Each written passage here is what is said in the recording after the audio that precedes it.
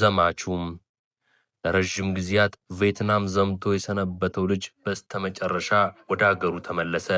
እናም መምጣቱን ለማብሰር ሳን ፍራንሲስኮ ለሚገኙት ወላጆቹ ደብዳቤ ጻፈ።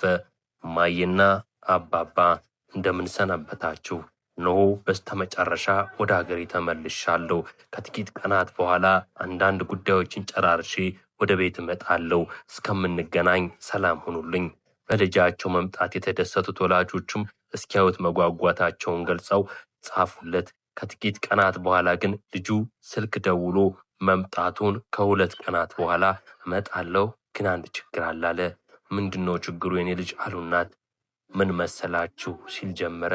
በጦር ሜዳ ብዙ ያሳለፍን አንድ ጓደኛ አለኝ። በቅርቡ ግን አንድ አደጋ ደረሰበት። በፈንጂ አንድ እጁንና እግሩን አጣ። የጓደኛዬ በምድር ላይ አንዳችም የኔ የሚለው ዘመድ ሆነ ጓደኛ የለውም። ብቸኛ ጓደኛው እኔ ነኝ። ስለዚህ ከኛ ጋር እንዲኖር ስመጣ ይህን ጓደኛዬ ይዤው ልመጣ አስቤያለሁ። ምን ይመስላችኋል? ይህም እንዴት ይሆናል አሉ እናትና አባት። አንድ እጅና እግር የሌለው ሰው ትልቅ ሸክም እንደሚሆንብን ግልጽ ነው። ሁላችንም ደግሞ የራሳችን ሕይወት መኖር አለብን። ይህ ፈጽሞ ሊሆን የማይችል ነገር ነው ሲሉ ተቃወሙት።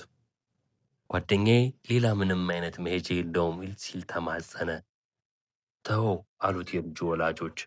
ይህማ ጓደኛዬ የምትለውን እርሰውና ይልቅ አንተና ከሱ እንደሆነ እንደምንም የሚገባበት አያጣም። ልጁ ተስፋ ቆርጦ ስልኩን ዘጋ። ከዚህ በኋላ የልጁ ደብዛ ጠፋ።